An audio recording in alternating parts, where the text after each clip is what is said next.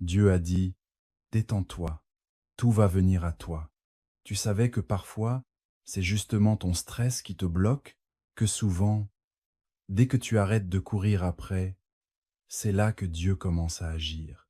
Dans cette vidéo, on va découvrir 5 révélations qui vont te changer la vie, comment lâcher prise, comment trouver la paix dans l'attente et comment faire confiance au timing d'un Dieu qui n'est jamais en retard, même quand il n'avance pas selon ton planning. Si tu as déjà ressenti de l'angoisse ou de l'inquiétude à propos de ton avenir, fatigué d'attendre des miracles ou incertain de ce que Dieu fait en coulisses, ce message est pour toi. Reste avec moi jusqu'à la fin, parce que ce que tu vas entendre pourrait complètement changer ta façon de voir ta vie, ton attente et ton Dieu. On commence. Premièrement, s'inquiéter pour demain te vole ta paix d'aujourd'hui. La vie a cette drôle de manière de nous faire répéter les problèmes de demain, alors qu'on se tient dans la grâce d'aujourd'hui. On se réveille et avant même que la lumière du matin n'atteigne nos yeux, l'inquiétude est déjà là. Au bord de notre lit, un murmure. Et si, mais le Seigneur dit dans Philippiens 4 contre 6 à 7, ne vous inquiétez de rien, mais en toute chose, par la prière et la supplication avec action de grâce, faites connaître vos demandes à Dieu, et la paix de Dieu, qui dépasse toute intelligence, gardera vos cœurs et vos pensées en Jésus-Christ. L'inquiétude, c'est un voleur déguisé en responsabilité. Il fait semblant de s'en soucier, mais il vous vide secrètement de votre énergie. Quand tu t'inquiètes, tu essaies de jouer à la fois à Dieu et à l'homme, en portant tout sur tes épaules. Un poids divin sur des épaules humaines, et la charge de ces deux rôles écrase l'âme. Jésus n'a pas dit ça pour rien. Ne vous inquiétez donc pas du lendemain, car le lendemain aura soin de lui-même. Matthieu 6, 34. Tu n'es pas fait pour porter le fardeau de demain avec la grâce d'aujourd'hui. La paix d'aujourd'hui est empoisonnée par la panique de demain. Tu vois, la paix, ce n'est pas l'absence de problème, c'est la conscience que Dieu est aux commandes. Quand les disciples étaient terrifiés dans la tempête, les vagues, ils ont obéi à l'ordre de Jésus. Pas parce que l'eau s'est calmée toute seule, mais parce que la paix s'est levée dans le bateau. Paix, calme-toi, n'était pas juste un ordre, c'était une révélation.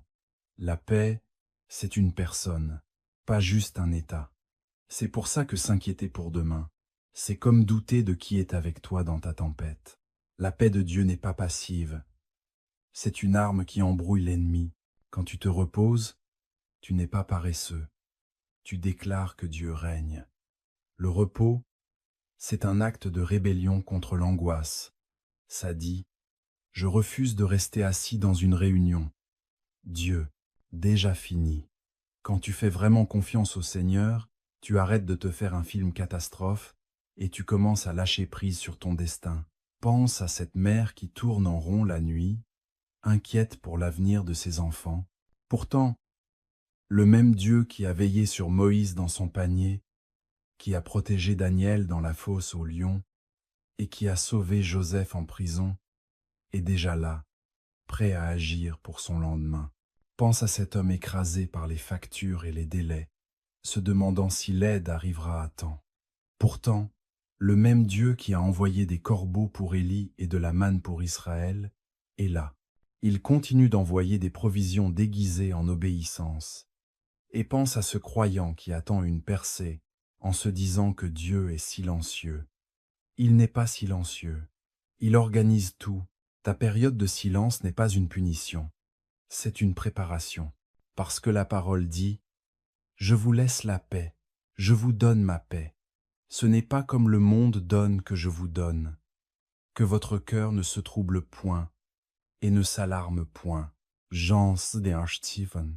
Le Dieu qui tient demain marche déjà dedans, préparant les réponses aux prières que tu n'as même pas encore faites. Tu n'as pas encore prié. Il est en train de préparer un chemin qui accueillera tes pas dès que tu fermeras ta prochaine foulée. La paix, ce n'est pas quelque chose qu'on attend, c'est quelque chose dans lequel on marche. Et quand tu marches dans la paix, tu déstabilises carrément l'enfer. Parce que Satan ne sait plus quoi faire avec un croyant qui refuse de s'inquiéter. Alors, avant de commencer ta journée, ne commence pas avec ton téléphone, ton planning ou ta pression. Commence par ta paix. Dis à ton âme, reste tranquille. Dieu gère ça. Chaque matin où tu te réveilles est la preuve que Dieu, la miséricorde a devancé tes erreurs.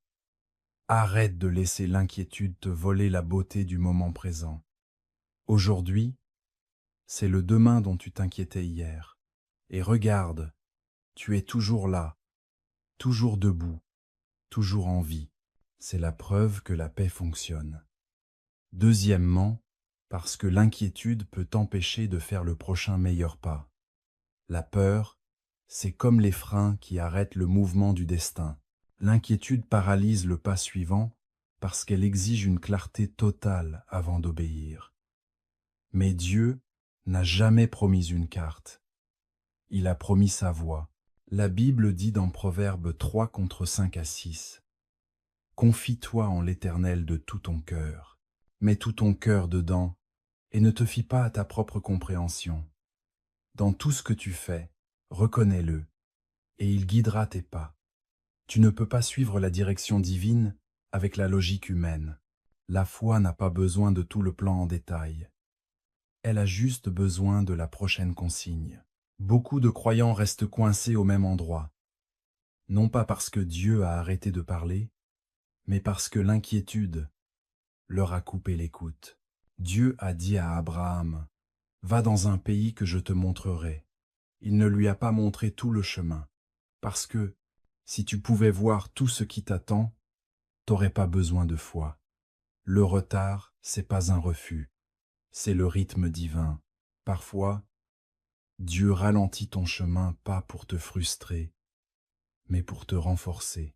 Parce qu'Isaïe 26 contre 3 dit, « Tu garderas dans une paix parfaite celui dont l'esprit s'appuie sur toi, car il se confie en toi. » La paix clarifie la perception. La peur embrouille le jugement.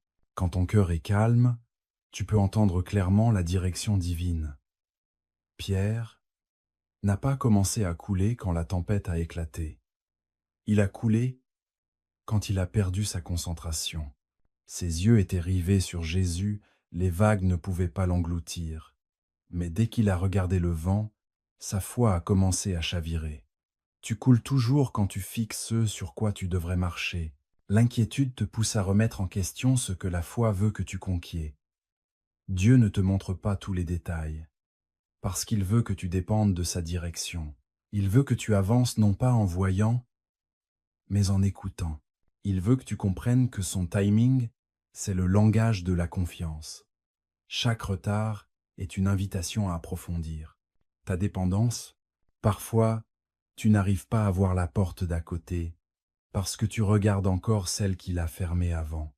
Mais quand tu lâches prise avec ton angoisse, la révélation commence à arriver. Se détendre en Dieu, ce n'est pas de la paresse, c'est être en accord. Le Saint-Esprit ne peut pas te donner des instructions si ton cœur est plein de panique. Quand tu te reposes, tu entends. Quand tu t'inquiètes, tu t'égares. Pense à Moïse devant la mer, rouge. S'il avait paniqué, il aurait raté la direction divine pour lever son bâton. Ou à Ruth, qui ne voyait pas tout le plan, mais elle a fait confiance aux étapes qui l'ont menée à Bouze, voire à Jésus lui-même dans Luc 22, 42, en disant « Pourtant, non pas ma volonté, mais la tienne soit faite. » C'est cet abandon qui a ouvert la voie à la résurrection. Quand tu lâches prise, le ciel prend les commandes. La paix que tu gardes détermine tes progrès. La confiance, c'est le pont entre ce que tu comprends pas et ce que Dieu a déjà accompli. Arrête de demander à Dieu une carte quand il t'offre une voie. Chaque matin, quand tu te réveilles, ne dis pas « Seigneur, montre-moi tout ce qui va arriver ». Ce qui doit arriver aujourd'hui arrivera. Dis plutôt « Seigneur, marche avec moi à travers tout ce qui se passe aujourd'hui ». Parce que la paix, ce n'est pas de connaître le plan, c'est de connaître celui qui l'a fait. Et quand ta confiance grandit, ta peur diminue. Quand ta paix est solide, ta confusion doit s'incliner. Alors commence ta journée non pas en planifiant tes propres pas, mais en confiant ta journée entre ses mains. Dieu a dit, détends-toi, tout viendra à toi. Tu n'as pas besoin de courir après ce qu'il a déjà choisi pour toi. Le chemin est déjà tracé. Tout ce que tu as à faire. Ce qu'il faut faire, c'est avancer tranquille. Troisième raison, parce que le timing de Dieu est parfait, même quand ça fait mal. Dans l'école du destin divin, le temps, c'est l'un des profs les plus durs, mais aussi les plus transformateurs de Dieu. C'est facile de louer Dieu quand ça bouge vite, mais ça demande de la maturité de lui faire confiance quand il prend son temps. La parole de Dieu dans l'Ecclésiaste 3,11 dit « Il a fait toutes choses belles en son temps ». Ça veut dire que tout a son moment prévu, même ce qui ressemble à du chaos maintenant, se prépare en secret pour devenir belle plus tard. Les retards de Dieu ne sont pas des refus, ce sont des plans divins. Ce que tu appelles attendre, le ciel appelle ça tisser. Tu vois, quand tu as l'impression que rien ne bouge, Dieu est derrière le rideau en train d'aligner tout ce qu'il faut pour ton prochain chapitre. Ta période d'attente n'est pas perdue. C'est l'atelier de Dieu où il façonne ton caractère pour que tu puisses tenir ta mission. Le timing de Dieu crée la maturité, pas la souffrance. Tout comme les fruits mûrissent en saison, les promesses aussi. Tu ne veux pas. Ce qui est prématuré, c'est que des bénédictions arrivent trop tôt et deviennent des fardeaux que t'es pas encore prêt à porter. La mangue qui a l'air mûre avant l'heure est jolie à voir, mais elle est amère en bouche. Beaucoup veulent la couronne avant d'avoir géré la croix. Mais le timing de Dieu te protège des bénédictions qui te briseraient si elles t'étaient données trop tôt. Souviens-toi d'Abraham et Sarah, deux personnes à qui on a promis un enfant, mais qui ont dû attendre des dizaines d'années avant de tenir Isaac dans leurs bras. Leur patience a produit un miracle qui a changé des générations. Si Dieu leur avait donné Isaac trop tôt, ils auraient pu croire que c'était leur fidélité qui l'avait fait naître. Mais en retardant, Dieu a voulu s'assurer qu'ils comprennent que c'était sa fidélité, pas la leur. C'est pour ça que l'Écriture dit dans Habacuc 2:3, « Car la vision attend un temps fixé, elle parle de la fin, elle ne mentira pas. Si elle tarde, attends-la, car elle s'accomplira, elle ne tardera pas. » Ce qui semble être un retard est en fait un détour divin fait pour te faire grandir. Parfois, Dieu retient ce que tu veux pour te montrer ce dont tu as besoin. Et souvent, ce qui ressemble à un silence divin, c'est juste Dieu qui aligne le planning du ciel avec ta situation. Dieu ne bosse pas selon ta montre. Il bosse sur ton caractère. Il retarde la promesse, pas pour te punir, mais pour te préparer. Tu vois, attendre, ce n'est pas rester passif. C'est une sorte de salle de classe où on apprend à faire confiance. Attendre affine ta manière de louer. Ça étire ta foi et fait disparaître l'impatience. Quand tu te détends dans le timing de Dieu, tu commences à piger que la bénédiction de le poids est plus lourd que la douleur du retard. David disait dans le psaume 27:14, « Attends le Seigneur, prends courage, il fortifiera ton cœur. Attends, je te dis, le Seigneur. » Quand Dieu te fait attendre, c'est qu'il te donne le poids de la gloire pour porter ce qui arrive. Pas besoin de précipiter ce que Dieu a déjà prévu. Arrête d'essayer d'accélérer ce que le ciel a mis en marche divinement. L'horloge de Dieu ne fonctionne pas comme celle des hommes. Elle avance par révélation, pas par seconde. Il n'est jamais en retard, jamais en avance, mais toujours à l'heure, parfaitement à l'heure. Ton retard, c'est une chorégraphie divine. Chaque seconde de silence, c'est une graine plantée pour une manifestation future. Dieu a dit, détends-toi, tout te parviendra. Et quand ça arrivera, tu comprendras pourquoi ça n'a pas pu venir plus tôt. Quatrième raison, parce que le contrôle appartient à Dieu, pas à toi. Il arrive un moment dans le chemin de tout croyant où Dieu va confronter l'illusion du contrôle. Le contrôle, c'est la contrefaçon de la foi. C'est croire que si tu peux gérer chaque résultat, tu peux éviter toutes les déceptions. Mais la parole de Dieu dit dans le psaume 46:10, « Arrêtez et sachez que je suis Dieu. » Être tranquille, ce n'est pas rester inactif, c'est avoir une confiance divine. Même quand tu ne vois pas sa main agir, tu peux faire confiance à son cœur. Être tranquille, ce n'est pas ne rien faire, c'est savoir que Dieu fait bien plus en coulisses que ce que tu vois en surface. Vouloir tout contrôler, c'est le voleur silencieux de la paix. Ça te fait croire que ton anxiété est utile, que tes plans peuvent surpasser ceux de Dieu. La providence. Mais quand tu veux tout contrôler, tu te retrouves à porter des fardeaux que seul Dieu peut gérer. C'est pour ça qu'il laisse certaines situations te retirer le contrôle, pour que la foi puisse enfin respirer. Dieu va te conduire à des moments comme la mer Rouge que Moïse a vécu dans Exode 13:14, quand les Israélites étaient coincés entre la mer et l'armée de Pharaon. La panique s'est installée, mais Dieu a dit à Moïse, « N'aie pas peur, reste tranquille et vois le salut du Seigneur. » Rester tranquille ne veut pas dire se rendre ou abandonner, c'est se tenir dans une attente divine. Savoir que le Dieu qui t'a amené ici a déjà ouvert un chemin à travers ce que tu crains. Le miracle ne vient pas de la panique, il vient de la posture. Quand Moïse a levé son bâton, les eaux se sont séparées. La main de la foi fait plus que les mains de la chair ne pourront jamais le faire. Dès que tu lâches prise, les miracles ont la place pour se manifester.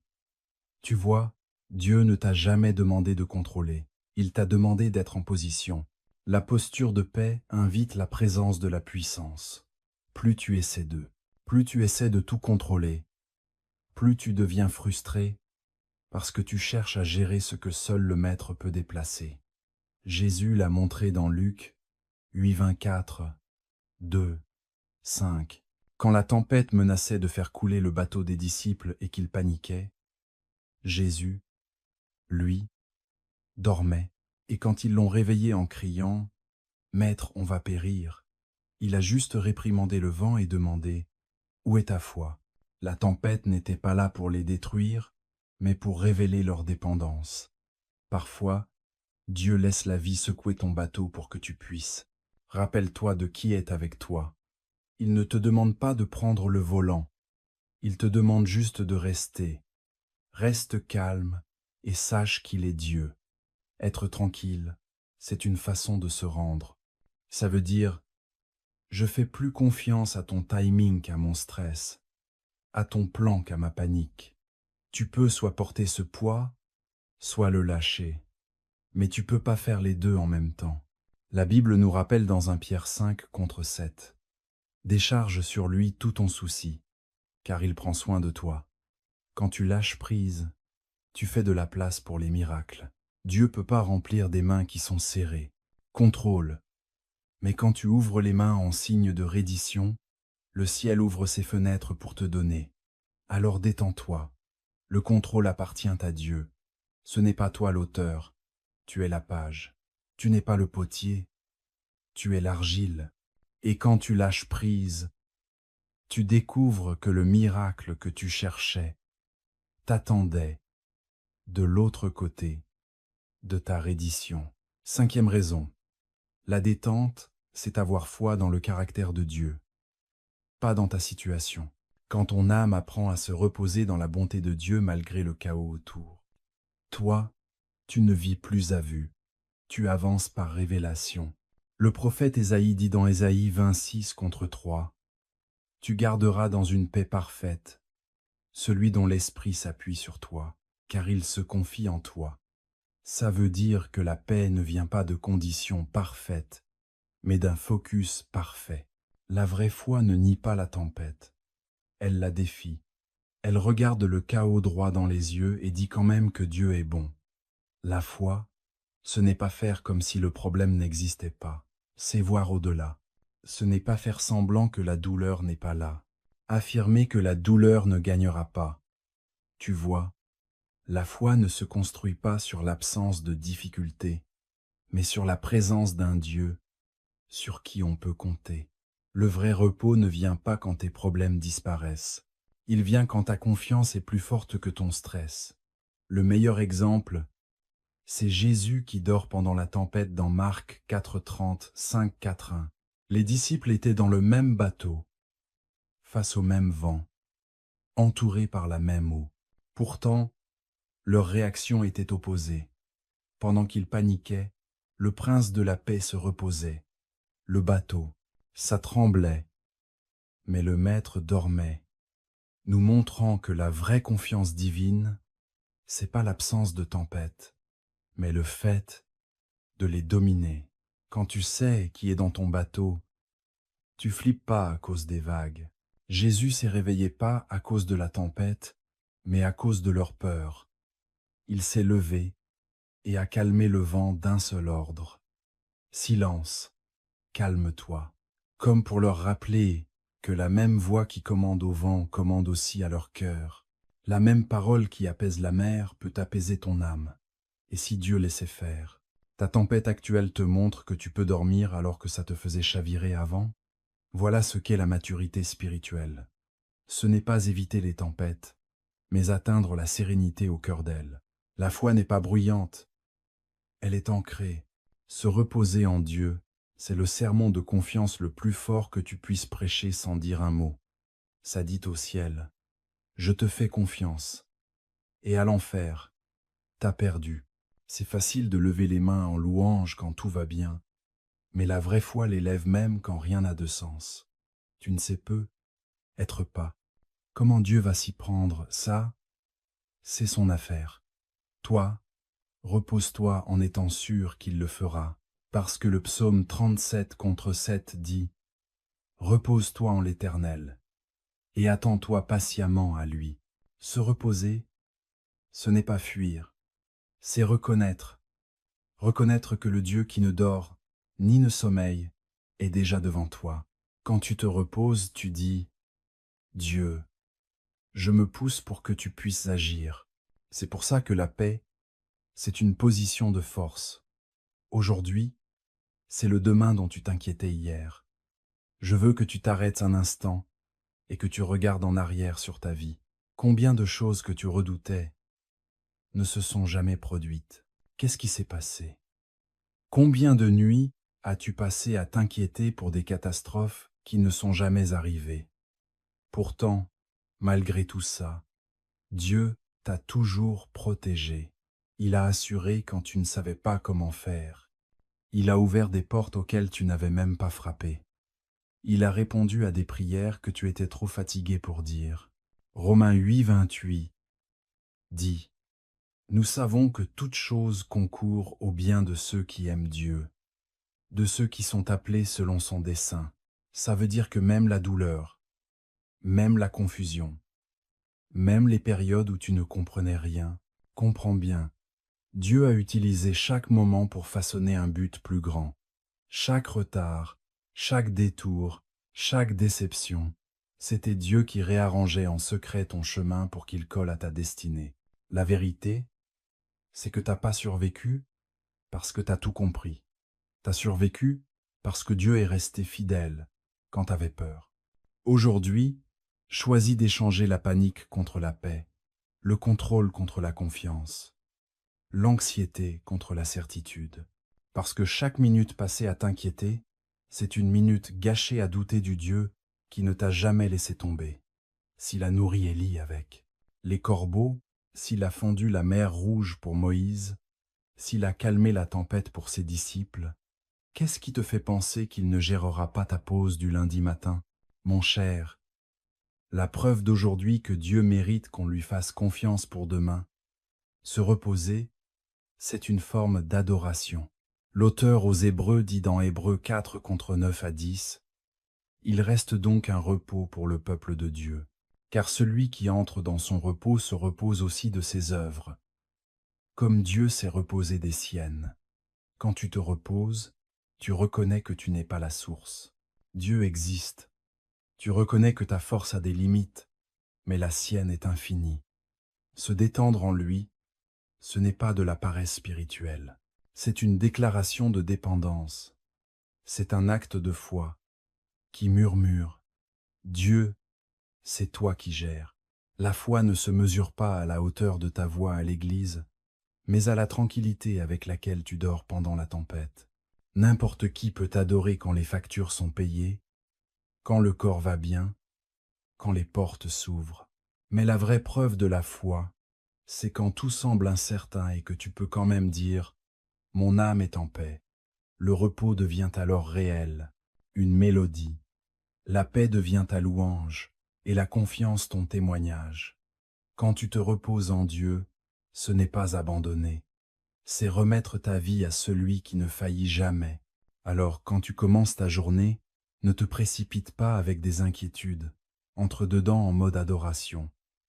Lis sa parole, prononce ses promesses et rappelle-toi que Dieu a dit: détends-toi, tout va venir à toi. Pas besoin de courir après ce que le ciel t'a déjà donné. Le berger sait où trouver ses brebis. Le Père sait comment pourvoir à ses enfants. Enfant, le Créateur sait comment apaiser sa création. Respire, lâche prise, repose-toi, parce que quand tu te reposes en lui, tu te relèves plus fort. Et en terminant ce message, je veux t'encourager. Si ce message a béni ta vie, aide-moi à le partager avec le monde. Like, abonne-toi et partage ce message avec quelqu'un qui a besoin de paix aujourd'hui. Et si tu es prêt à plonger encore plus profond dans la sagesse de la parole de Dieu, clique simplement sur la vidéo qui s'affiche à l'écran. Elle t'emmènera plus loin dans la puissance de Dieu.